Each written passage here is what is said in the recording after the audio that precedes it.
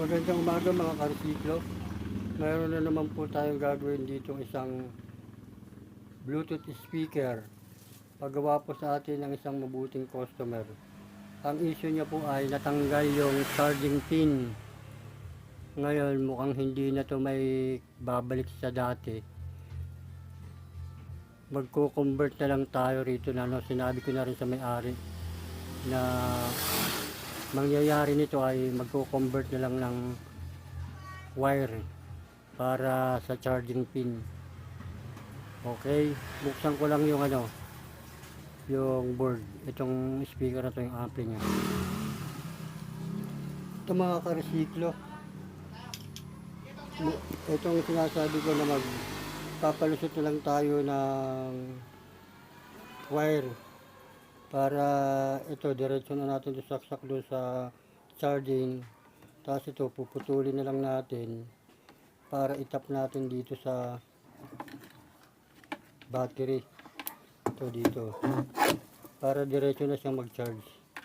Ito dito natin lalagay positive negative. Huwag na natin dito ihinang.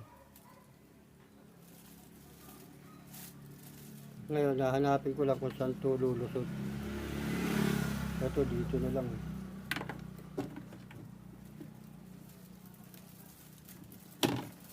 Dito na lang natin palusutin.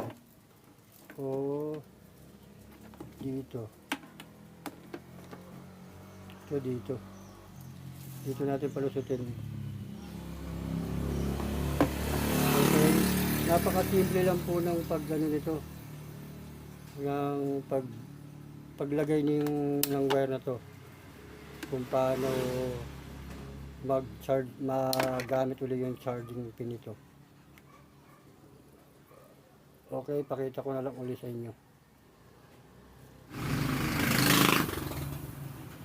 Ito mga karesiklo, ganito lang po kasimple ang gagawin nyo para magkaroon kayo ng kung paano nyo itap tong charging na to. Hanapin nyo na ito, battery, connection ng battery ito, battery. Tapos hanapin nyo lang yung, balatan nyo lang yung itim at saka pula. Tapos dito sa USB plug, USB wire na to, hanapin nyo lang din yung itim at saka pula. Ngayon, pagsamahin nyo lang to dito, itim. Pagsamahin nyo itong itim at saka pula. Yan. Okay. Yeah, ano ka muna tayo. Ganyan lang po, napakasimple lang po ng pagsira yung charging pin nyo. Buksan nyo lang itong mga tungil nyo, tapos angat, tapos hanapin nyo kaagad yung ng battery, yung wire ng battery. Tapos dito sa saksakan ng USB, hanapin nyo rin yung pula at itim. Ayan. Ngayon, kung may tester kayo, para sigurado kayo kung nasaan yung positive at negative, testerin nyo. Kasi minsan, merong baliktad sa ganito eh. Yung itim, napupunta sa positive. Yung positive, napupunta sa negative. Ganun, nagkakabaliktad. Okay, ikabit ko lang siya.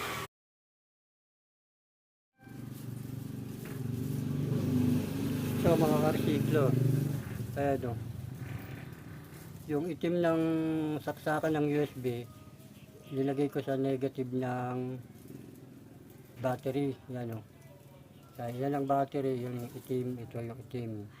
Tapos yung positive, ito, sinama ko rin sa positive. Yan, ayan siya, yan.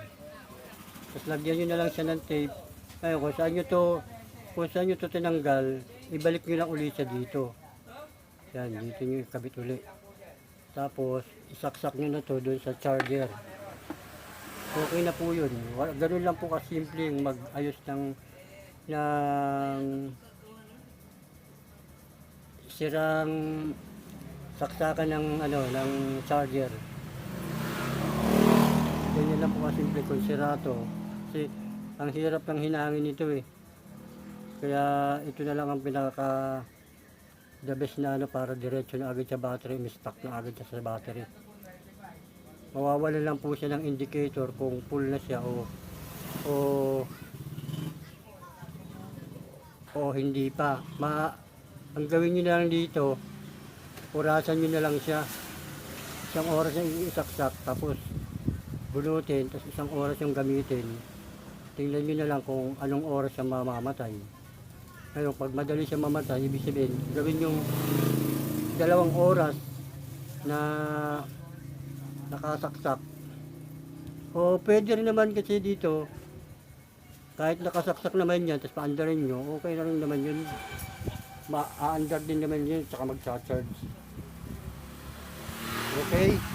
Kaya lang po, ganyan lang po kasimple. Tapos, patibayin nyo na lang to rito para hindi siya mabunot-bunot dito. Kasi mabubunot-bunot yung ganun. Yan, ganyan. Lagyan nyo na lang siya dito ng patigas o idikit nyo doon sa loob. Dito sa loob. Para hindi siya mabatak-batak. Mahatak. Mga ganyan-ganyan.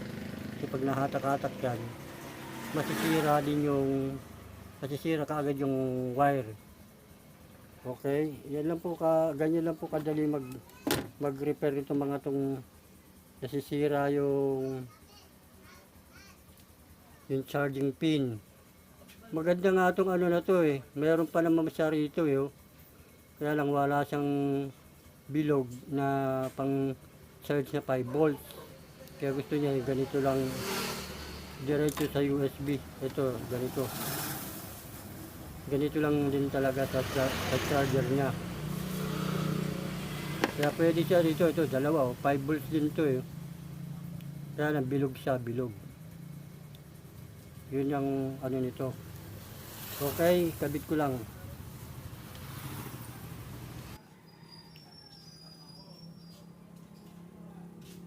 Ito mga karesiklo, natapos na natin yung kinonvert natin ng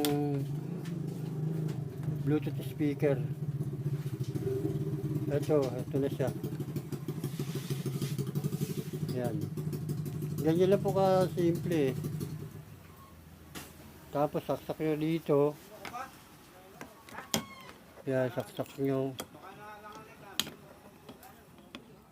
Yan, saksak nyo lang to.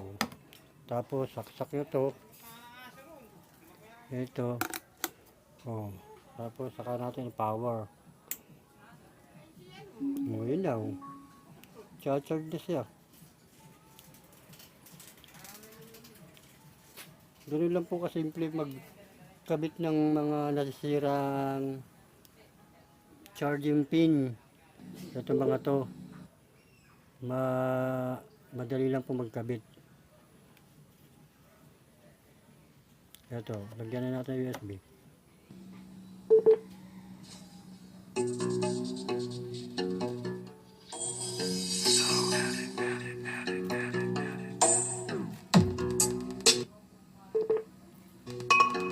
Lobat pa siya.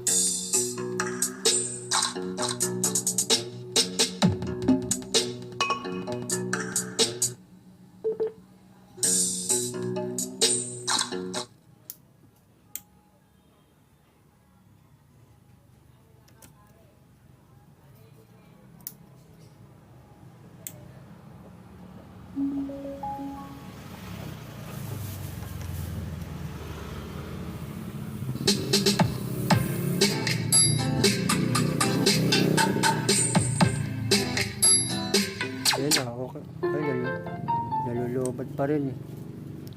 Konti pa. Konting charge pa. Masyadong sagad na sagad. Ganyan lang pagkakabit ng ng Bluetooth speaker.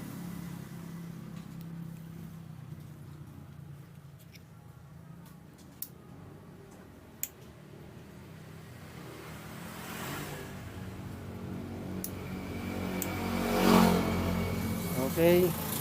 Pakita ka mag sound check ulit tayo pag ito mga karesiklo, full na yung battery niya. Kaya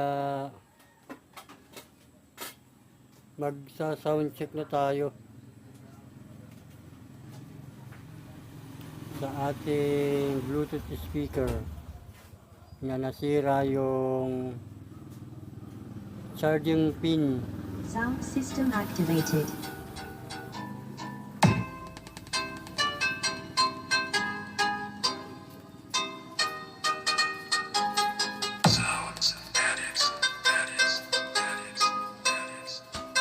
Initiating sound check.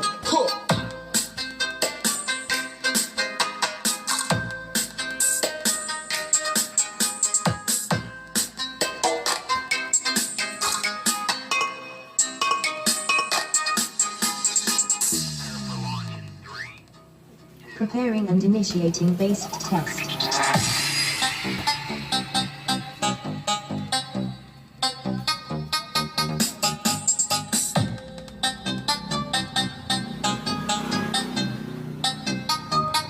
Basic test. Okay mga karesiklo, hanggang dito na lang uli.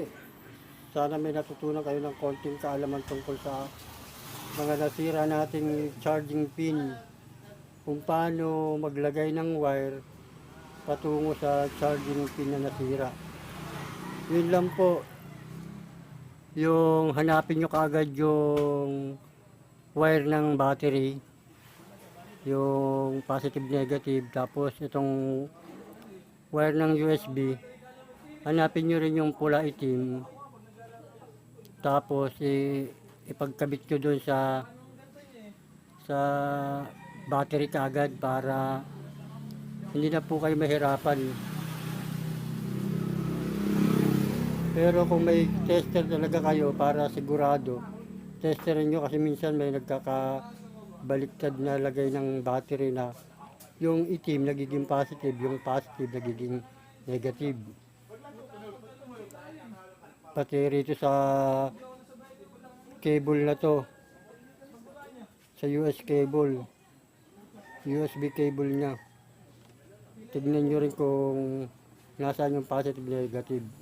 Ngayon kung wala kayong tester, ano nyo yung pula at saka itim.